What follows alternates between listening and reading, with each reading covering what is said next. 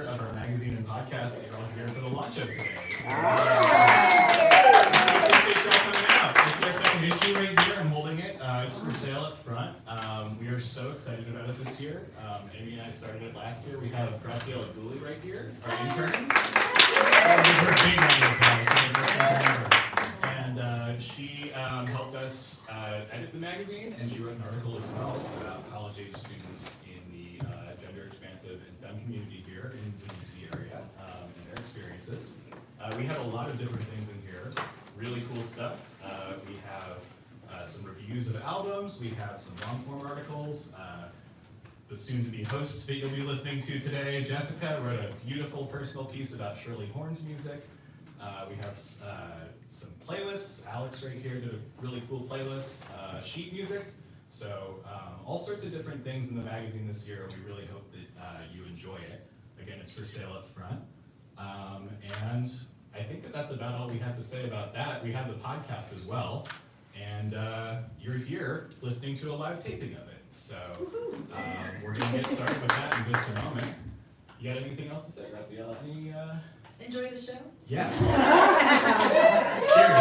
And welcome to the Washington Women in Jazz Festival 2024.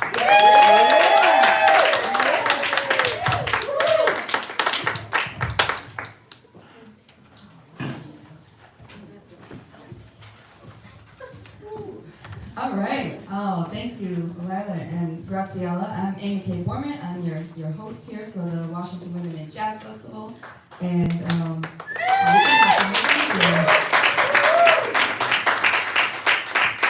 we have a very, very full weekend. So I want to kick it off. You heard from Lila about our Women in Jazz, Women in Non-Binary Jazz Journal and magazine. The Turnaround, this is our volume 2 is coming out today, and we've been doing all year. We've been doing a podcast as well, the Turnaround podcast, and we've been interviewing women non-binary musicians in the DC area and talking about their experiences here at Washington Women in Jazz, but also growing up in DC and being a part of the DC jazz community and the wider music community. So we're going to continue that today with two of my favorite people. One is my incredible co-host, Jessica Boykin-Settles,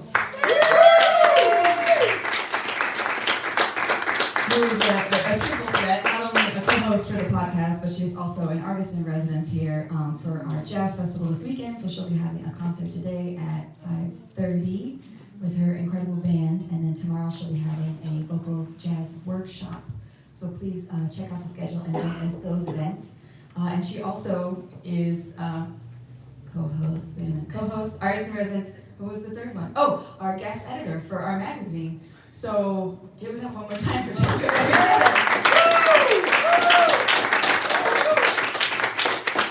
And today is an alignment of magical planets that I've been wanting to be a part of for 5 years now. I've been wanting these two women to meet because they're two of my favorite people, but also two of the smartest, philosophical, most beautiful people that I have ever met. And I'm so excited to have them in the same room, meeting each other for the first time today. The incredible Dr. Wilson Ama Echefu.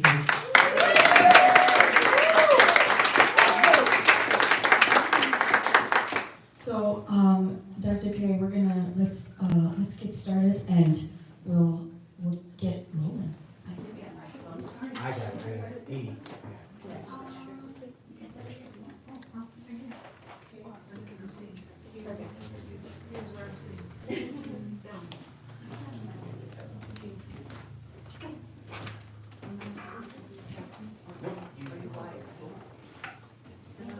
I'll turn it on in a second.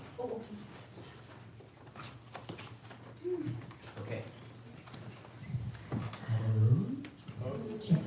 They're here. Check. Yes. Everybody's in. All right, sweet. Well, I wanted to get started off with a song. I was hoping. Okay, good. I was kind of thinking that's a good way to go. All right, good, because I lost my music, so I think it'll be perfect. Oh, perfect. Absolutely. Jen, I think my music is out there on the table, but if you don't see it, it's okay. But tell me about what you want to do. I was thinking about Honeysuckle Rose. Yeah. Now, we can talk about a key, that would be fun. Okay, even better. Okay, okay.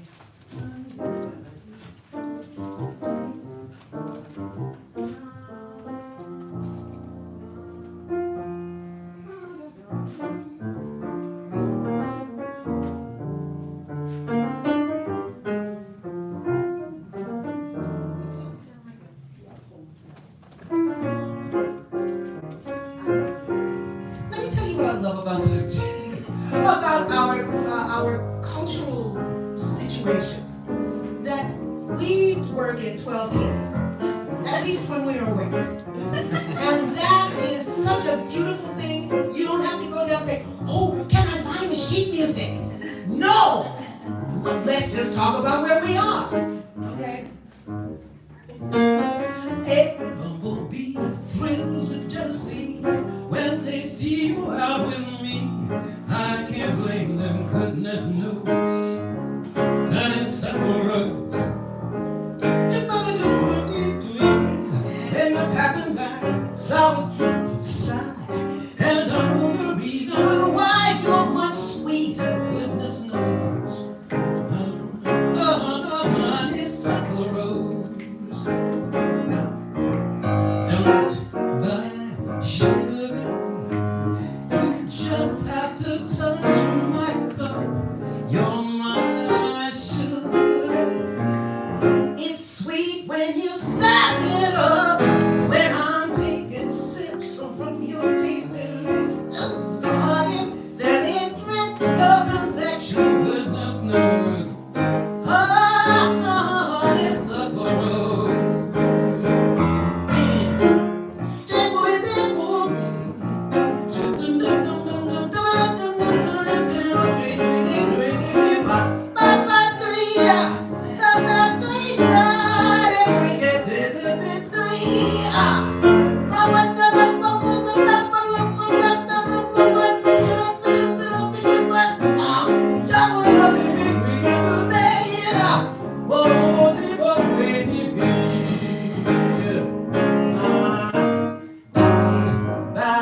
Sugar. You just have to touch my cup. You're my sugar. It's sweet when you put it from my tasted lips. Ooh, your bloody fairy tricks. Your confession, goodness knows. Oh, honeysuckle rose.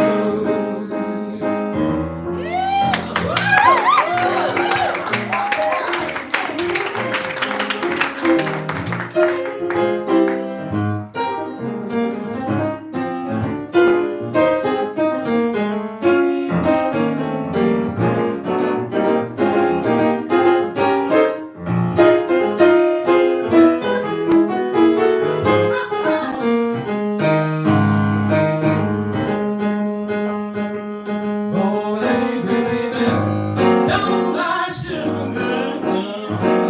You just have to touch my cup.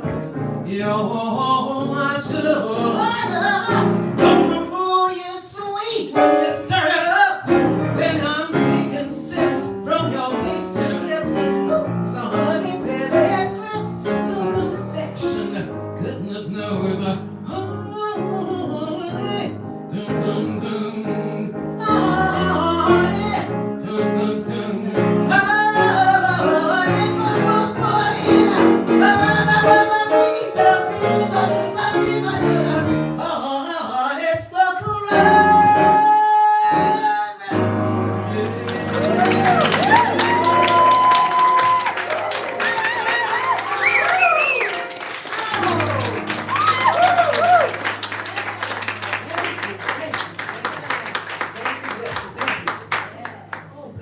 Thank you, Amy. Oh, yeah, let's interview. Let's say something. Can I just, I met this person, this woman here, when I was just in such need of singing something. And I went to Mr. Henry's and found a community there. I've been talking to historians. it's a hard life. And she was part of a community that lifted me up at a time when I really needed lifting. And I'm very grateful. I'm grateful for that connection. And that connection brought me here. And one of the first things she said to me was, I need to introduce you to Jessica Boykin-Settles. One of the first things she said. So I'm really grateful to be here. You know, it's like I came through the door and I saw you today and you just held your arms open and like embraced me and it's very special. And I'm very honored to have you here today. My dear, thank you. You just get to hear your stories. Oh, Lord. Yeah, because I will tell them. Yeah. So, a question is a good thing. Okay.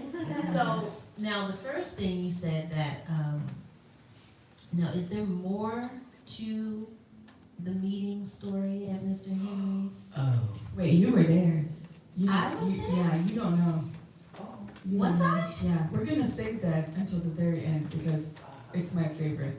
Okay. So that'll be, the secrets will be revealed. I didn't know I was a player in the story. You didn't know, but when we tell you, you'll be like, oh, I remember that.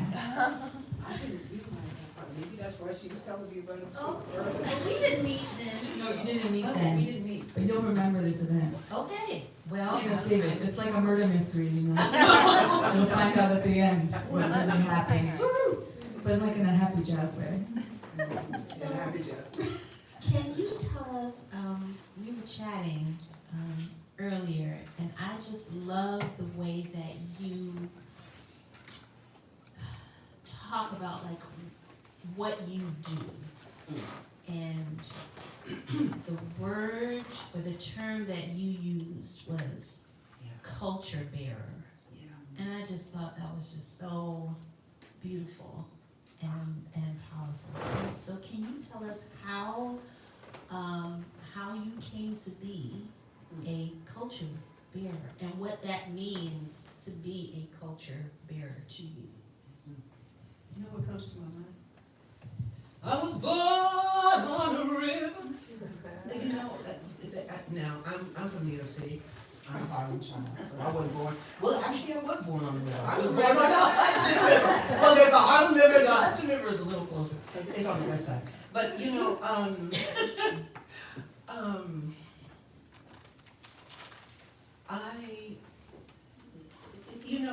in this world of sociocultural ideas, who's who and who's not who, I was born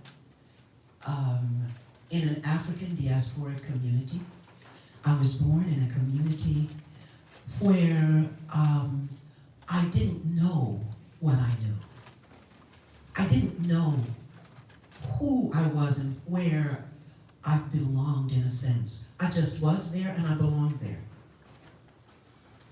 My parents were married 19 years before I was born.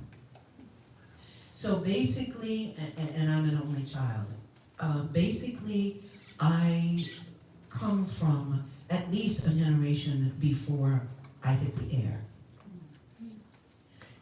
And so my mother and father in different ways inculcated me, filled me, made me aware of the importance of my surroundings. And that happened in lots of different ways. I was taught, I went to, piano lessons by a lady who thought my parents had no idea of how to raise me. She thought the fact that they thought that they were raising a princess, little did she know. And she used to spend as much time as she could. There'd be half an hour of music lesson and then 3.5 hours of this is how you wash a glass. However,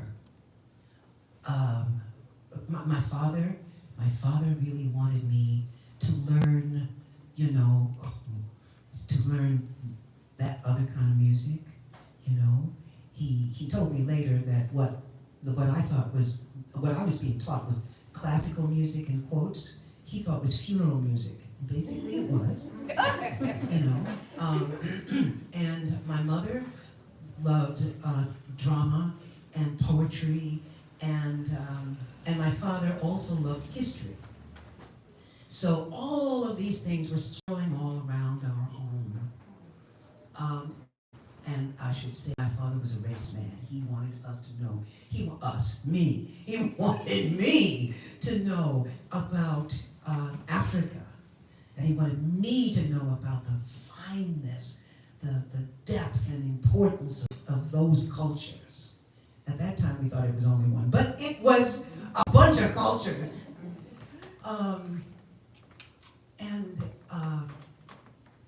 And so all of these things were kind of swirling around my life and experience when I was a little one. But then one day, my father saw, I lived on 506 West 150th Street, apartment 2D. Anybody want to know?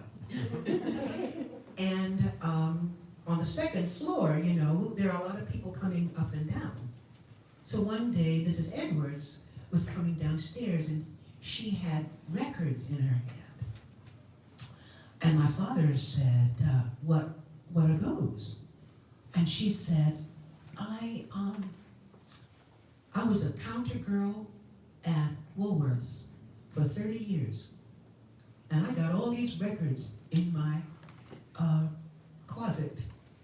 And it's time for me to clean out that closet. And my father said, oh, don't take them to the garbage. Karen wants them. I said, she does?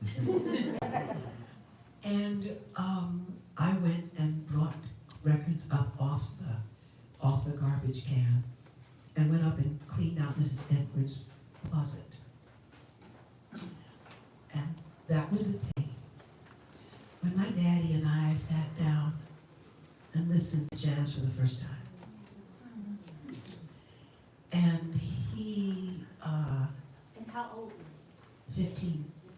I was 15. And he, now you know, it was Billie Holiday. It was Illinois Jacquette. It was, I think I heard Errol Garner that day, I think.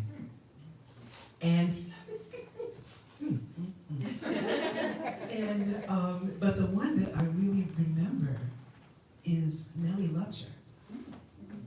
He had a fine brown frame.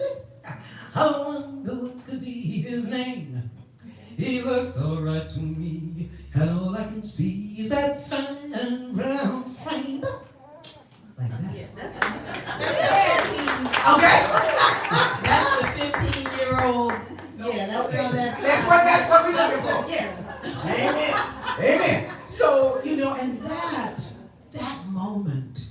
And then I asked him, you know, well, what about the music that I've been, you know, spending these 4 hours that he didn't really know. He didn't know and understand what she was doing. But those 4 hours, no, those half hours, what was it that was going on during those half hours? He didn't understand. But I got it pretty quick that what he wanted and what he thought was important was so different from what I was being taught was important. Now, I didn't leave, you know, that activity. I didn't leave Western classical music. I mean, I sang, what is it? Immer wunderschönen Monat Mai, als alle Knospen sprangen, da ist in meinen Herzen die Liebe aufgegangen. I could have started a little different. I love German art music. I love French art music. I love, I sing in a number of European languages.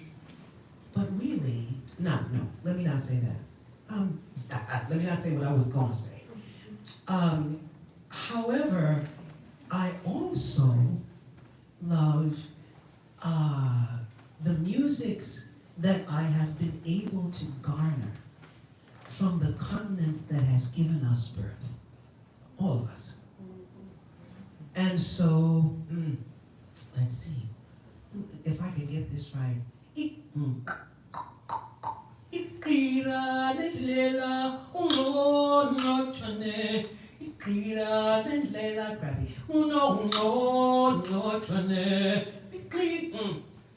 Forget, wait, how about Intaga sama kwenkwe Zoke lanjayo Kakubetintonga Iyo The idea. Thank you. This is lovely. Thank you. Thank you. What I want to say is that the whole surround of my life gave me entry, access into the knowledge that I was a citizen of the world who had a right to every part of it. Amen. And so, when I say that I am a culture bearer, certainly I love, as I'm saying, I love the European art tradition. You know, I mean, I spent a long time studying that stuff. And I do love it, even though I was let know very early that it didn't belong to me. I was told that I couldn't sing and that I shouldn't even try, really. And anything that I wanted to do, I probably would do okay if I, you know, maybe I was going to be playing the piano in a bar somewhere, but that's the best it would be. When my father, I figured this out after he left us. My father wanted me to have a PhD. And so I wanted it. And we got it. And it's not about who somebody else says is supposed to have one.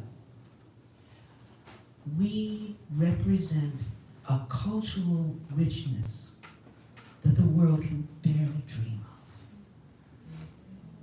And that being the case, and jazz is the flowering, it's the fluorescence of that reality. And so I'm a culture bearer because I bear the culture that reflects the depth and the breadth and the height and the might of that reality. And I will speak to it as long as I have breath.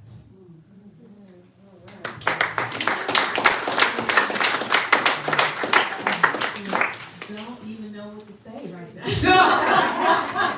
I mean, oh, the singing, okay, let me just get myself together.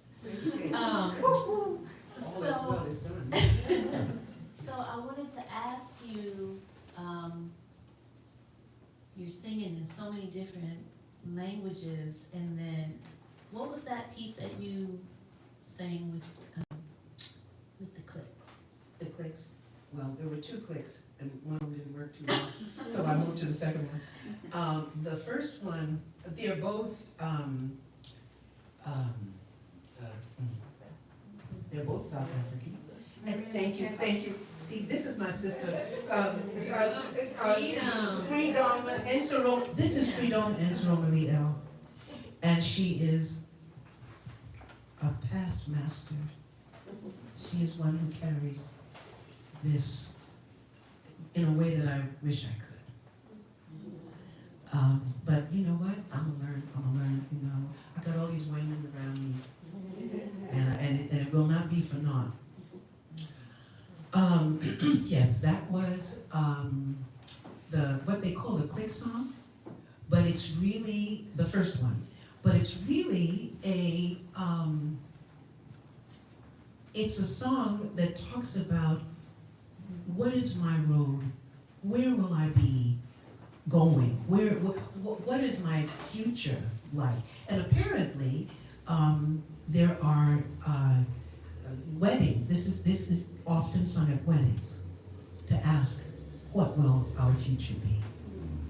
So that was the first one. And then the second one, that is another song by Miriam that was brought to us by Miriam Makeba. And the thing that is so important for us to remember is that she is bringing us the music of her childhood.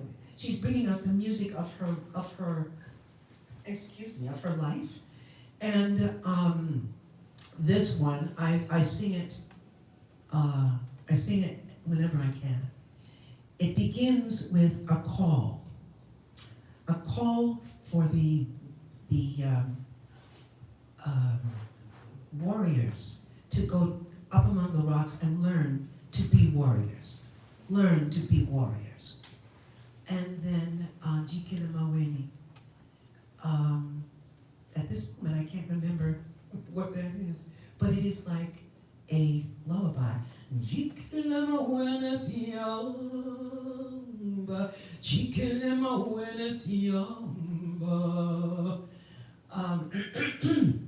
brought those to us.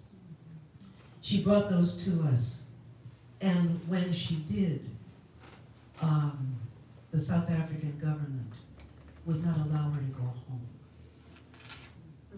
So she came here singing these songs. And then, even when her mother died, she could not go home. So these are some of the things that let us know the importance of our music. Whatever our music is. When the French were fighting against Nazism, fascism, and they would sing their folk songs to strengthen themselves. And it became illegal. It became a crime to sing songs of your country. I began to understand what it meant to sing the songs of my country. Go down, Moses, way down in Egypt land, tell old Pharaoh, let my people go. Those are the songs of my country. And it may not be long before singing those songs is a crime. So let us sing our songs. Let us make our music. Even if we have to do it somewhere in a basement where nobody knows, make sure you keep singing. There's a story, about a little bird. And the little bird loved to sing. But one day, nobody could find the little bird. And the little bird is always out in the house, flitting around, interesting house, flitting around, and nobody knew where to find the bird until somebody heard the bird singing. And they looked all over the house, and finally, somebody opened a drawer, and out comes the bird. Keep singing.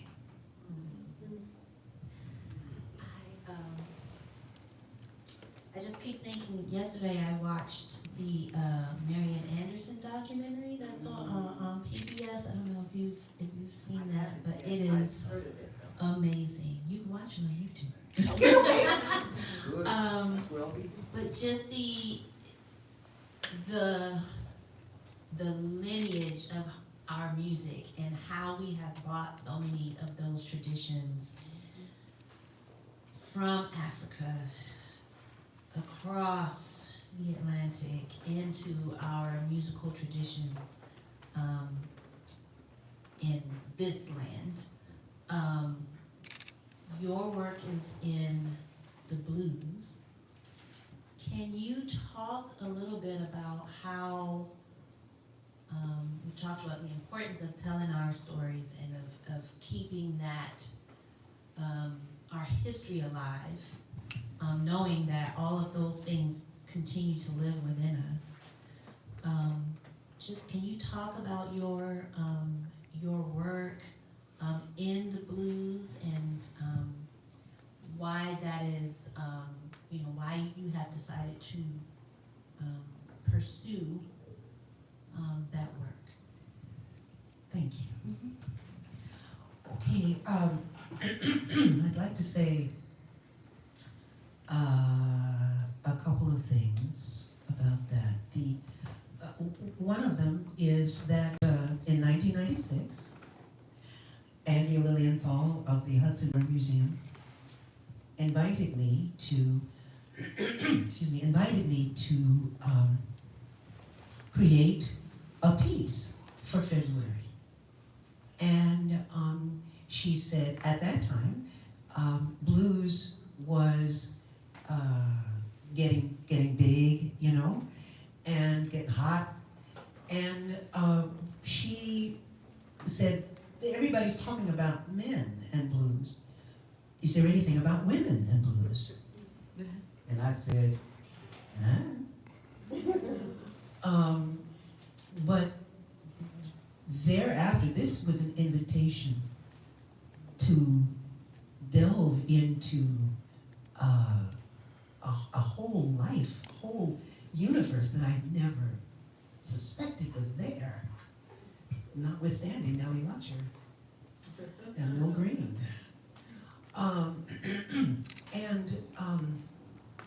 I invited 3 beyond belief musicians to work with me. Not only to work with me, but to help me pull this material together. And it was... Oh my God, when you hear this list, I was about to fall off the chair when she told me who she was working with. With Bertha Hope on piano, and Carlene Ray on bass, and Paula Hampton on drums. And not only were they beyond belief, blow your eyes out musicians, but they are Black women with a whole lot to say. And so we made decisions together about what songs were going to be chosen. And it was a story, songs and stories. And so each of them told 2 stories. And I told the other 11, sang the other 11 songs, and we sang stories and songs all together. And it was an amazing and wonderful adventure. And then somebody said that I should go and get a doctoral degree. And everybody was like, you gonna do what? I'm sorry? So we did it a few times, and now I only have, I hope I have a CD, a CD with the demo on it, which is a wonderful thing to have, and God knows I hope it hasn't been destroyed. So that was, about 2000, year 2000. And then, and now we're all doing different things, and Bertha's got her career flying, busted loose, and I'm not quite sure. I think Paula is performing. Carlene is walking in a different realm now. But it was a great experience. The other thing I want to say, and so then after that, fast forward 20 years, and I'm trying to figure out how to recast this idea. How do we, the history of women and blues that includes, which Sister Jessica, we were, communing about this, that black women kickstarted the recording industry in this country. And that one of the reasons, I mean, I can explain exactly why black women and as blues women are not acknowledged, except that perhaps they might have a little tiny bit of attitude that could have something to do with it. I want to say that I have a show, Tribute to Blues Women, Beauty and the Blues. That was the first show.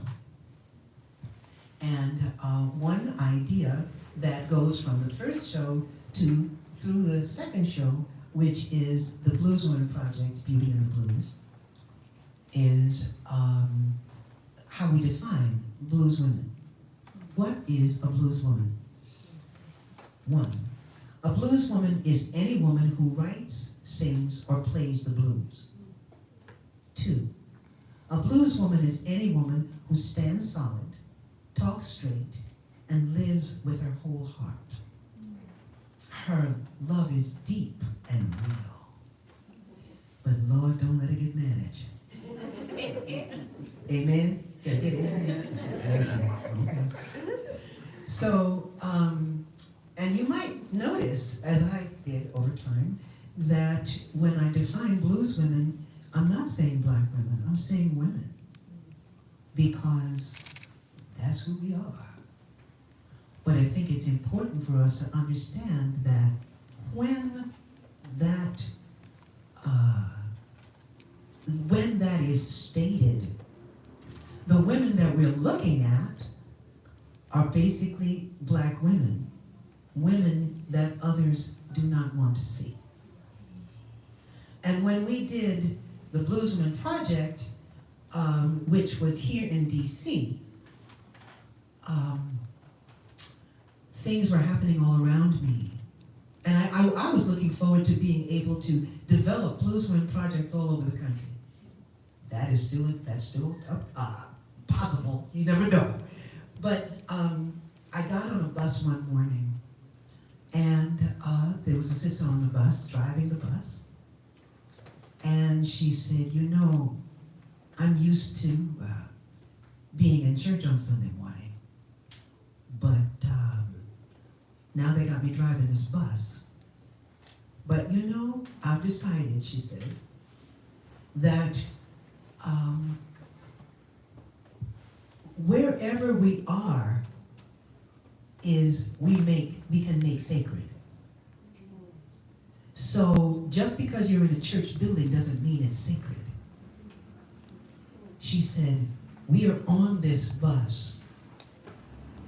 We can make this a sacred place. And that turned my head around. That's how you become a person knowing the sacred and acting on it. Acting on it.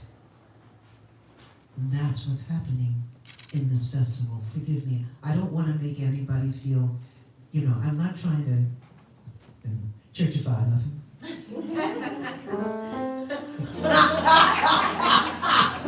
Come on now. Bring it, baby, bring it.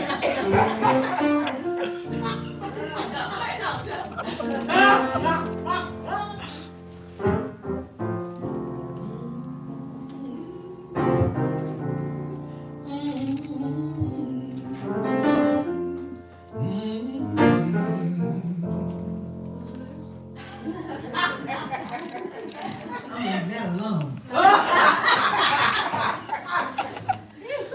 my goodness. Okay, there is one more thing. Okay.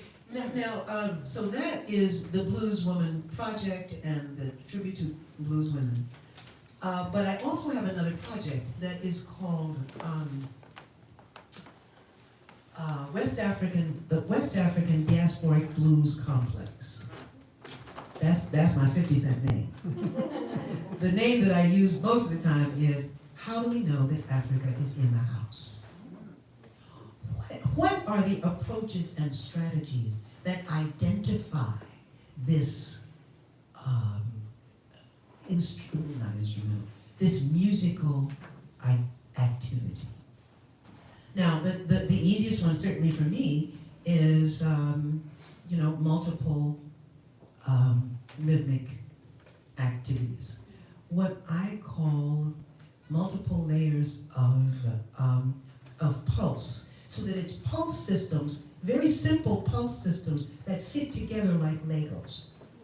And they create a complex structure that often is repeating.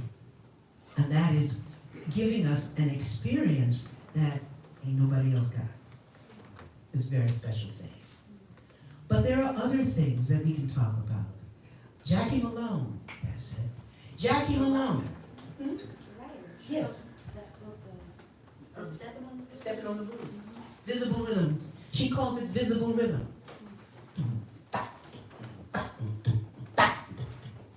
Now, those movements are percussive. There is an elbow, there's an angle. And it's down into the ground. Those are three elements of Black musical expression that you can't find, as far as I've seen, from any other group. And I'm not saying that it's from African American people, that's not the point. Africa is in the house all over. The house is universal. The house is Sri Lanka. The house is in Sri Lanka. The house is in, and I say it that way because someone sent me a video of African musical movement, music and movement from Sri Lanka. And we see the elbows, we see the knee bone bent. We see, this thing that happens in the Black Panther when they're trying to take that guy and give him the opportunity to prove his kingship. No, it's not Killmonger, it's the other guy. I was so angry. I'm still angry at that name. Because the only African American in the whole thing they got to call Killmonger. Really? Later. Anyway, when the king guy. T'Challa. When he is supposed to be proving himself, they do this thing, bounce, bounce, bounce. And in jazz dance, the discussion, Marshall Stearns, I guess it is, the discussion of action, the activity, includes this bouncing movement. It is a movement that I'm sure you all know, and I know my father taught me before he knew he was teaching me anything. So these, the idea that movement and music are you cannot separate that, they are inseparable. And the different kinds of movement that we're talking about are all part of this, how we know that Africa is in the house. And that is a project that I look forward to continuing. And that is the blues. It is not the genre of the blues, it is the ideas. And when I'm talking about moving the hips and stuff, I'm talking about ideas. We have to get used to that. So that when we talk about Africans in diaspora, taking these concepts all around the continent, off the continent, off onto other continents. We are talking about Africans transporting ideas. And we've got to be clear about that. It's not just I'm shaking my hips. I'm thinking my mind. Okay. Yeah.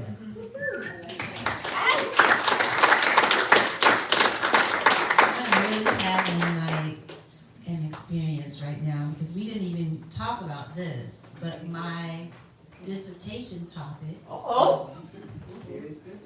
is embodying African American vernacular dance in the study of jazz swing field, vocal swing field. We haven't even talked about that. So you're sitting here and you're talking about the resources and the books, and I'm like, oh my God, those books are in my bag, like right now. This is like, this is really heavy. So, yeah, it's happening. It's happening. So, can we talk just a little bit about, so when I decided to go back to school to do my doctorate, I think my biggest intention was that I wanted to be able to articulate the importance of that connection in the music that we call jazz now, because I feel like in these educational spaces where there are people who, you know, don't look like us that are teaching the music, it has become very stripped of the foundations of the music. And so, you know, going back to school for me was like, I want to be able to articulate this and study and read and write and create scholarship that is really kind of going back to the source. And so in your program, do you feel, how were you supported in this journey? Because academia can be a not a welcoming space always, and especially for, you know, for Black women. So how and if you were supported, and how, what was that experience like? It's the if, Okay. as well as the how. Deeply, first of all, how fabulous, how beautiful and cool. I can't wait to do more talking. Okay, I waited 20 years to go back to school because I didn't feel like anybody that I ran into knew what I was talking about. And when I got into the master's program, where I was, I think I should not be saying names. I only say names when people are happy about hearing them. When I got into the master's program, the person I was working